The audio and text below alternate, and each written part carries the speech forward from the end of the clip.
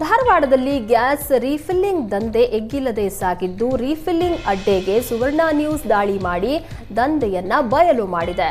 ಧಾರವಾಡ ತಾಲೂಕಿನ ಕ್ಯಾರಕೊಪ್ಪ ಗ್ರಾಮದ ವ್ಯಾಪ್ತಿಯಲ್ಲಿ ಈ ಘಟನೆ ನಡೆದಿದ್ದು, ಬನಶಂಕರಿ ಗ್ಯಾಸ್ ಏಜೆನ್ಸಿಯಿಂದ ಇಂಥದ್ದೊಂದು ದಂಧೆ ನಡೆದಿದೆ. 14 ಕೆಜಿಯ ಗೃಹ ಬಳಕೆ ಸಿಲಿಂಡರ್ನಿಂದ 3 ರಿಂದ 4 ಕೆಜಿ ಗ್ಯಾಸ್ ತೆಗೆದು ಅದನ್ನ ವಾಣಿಜ್ಯ ಬಳಕೆಗೆ ಸಿಲಿಂಡರ್ಗೆ ರೀಫಿಲ್ ಮಾಡಲಾಗ್ತಾ ಇದೆ. ಟಮ್ಟಮ್ನಲ್ಲಿ ಸಿಲಿಂಡರ್ ತಂದು ತೋಟದ ಮನೆಯಲ್ಲಿ ದಂಧೆ ನಡೆಸ್ತಾ ಇದ್ರು. ಈ ಬಗ್ಗೆ ಮಾಲೀಕರನ್ನ ಕೇಳಿದ್ರೆ, ನಂಗೇನೋ ಗೊತ್ತೇ ಇಲ್ಲ, ಎಲ್ಲ ಡೆಲಿವರಿ ಹುಡುಗರು ಈ ರೀತಿಯಾಗಿ ಮಾಡಿದ್ದಾರೆ, ನನ್ನ ಗಮನಕ್ಕೆ ಬಂದೇ ಇಲ್ಲ ಅಂತ ಜಾರ್ಕೊಳ್ತಾ ಇದ್ದಾನೆ. ಸುವರ್ಣ ನ್ಯೂಸ್ ದಾಳಿ ಬೆನ್ನಲ್ಲೇ ಪೊಲೀಸರು ಕೂಡ ದಂಧೆ ಸ್ಥಳಕ್ಕೆ ಭೇಟಿ ನೀಡಿ ಪರಿಶೀಲನೆಯನ್ನ ನಡೆಸಿದ್ರು. ಮಕ್ಕಳು ಪರೀಕ್ಷೆಯಲ್ಲಿ ಫೇಲ್ ಆದ್ರೆ ಬೈಯೋ ಪೋಷಕರೇ ಹೆಚ್ಚು.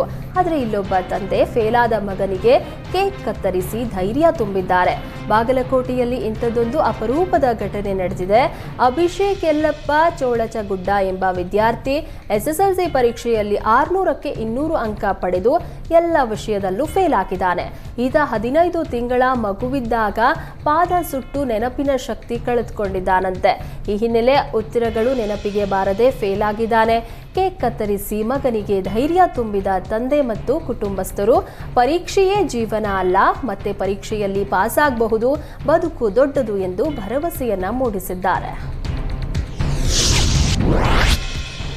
ಕೆಪಿಎಸ್ಸಿ ಅಭ್ಯರ್ಥಿಗಳ ಪರಿಸ್ಥಿತಿ ಮತ್ತೆ ಅಯೋಮಯ ಆಗಿದೆ. ಕೋರ್ಟ್ ಅನುಮತಿ ಸಿಕ್ಕರೂ ಪರೀಕ್ಷೆ ಬರೆಯಲಾಗದ ಸ್ಥಿತಿ ನಿರ್ಮಾಣ ಆಗಿದೆ. ನಡುರಾತ್ರಿಯಾದರೂ ಉದ್ಯೋಗ ಸೌಧ ಮುಂದೆ ಅಭ್ಯರ್ಥಿಗಳು ಹಾಲ್ ಟಿಕೆಟ್ಗಾಗಿ ಕ್ಯೂ ನಿಂತಿದ್ದ ಘಟನೆ ಬೆಂಗಳೂರಲ್ಲಿ ನಡೆದಿದೆ. 119 ಜನರಿಗೆ ಮೇನ್ ಪರೀಕ್ಷೆ ಬರೆಯೋದಕ್ಕೆ ಕೋರ್ಟ್ ಅನುಮತಿಯನ್ನ ನೀಡಿದ್ದು, ಕರ್ನಾಟಕದ ವಿವಿಧ ಜಿಲ್ಲೆಗಳಿಂದ ಅಭ್ಯರ್ಥಿಗಳು ಆಗಮಿಸ್ತಾ ಇದ್ದಾರೆ. ನಿನ್ನೆ ಸಂಜೆಯಷ್ಟೇ ಕೋರ್ಟ್ನಿಂದ ಅನುಮತಿ ಸಿಕ್ಕಿದ್ದು, ರಾತ್ರಿ 12ರ ಒಳಗೆ ಅರ್ಜಿ ಸಲ್ಲಿಸಲು ಆಯೋಗ ಅವಕಾಶ ನೀಡಿತ್ತು. ಅರ್ಜಿ ಸಲ್ಲಿಸಿ ಪ್ರವೇಶ ಪತ್ರ ಪಡೆಯಲು ನಡುರಾತ್ರಿಯಲ್ಲೇ ಅಭ್ಯರ್ಥಿಗಳು ಕ್ಯೂ ನಿಂತಿದ್ರು.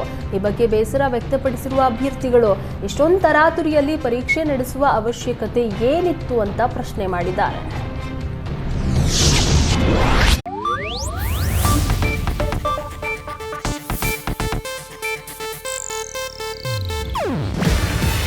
ಇದು ಏಷ್ಯಾನೆಟ್ ನ್ಯೂಸ್ ನೆಟ್ವರ್ಕ್ ಪ್ರಸ್ತುತಿ.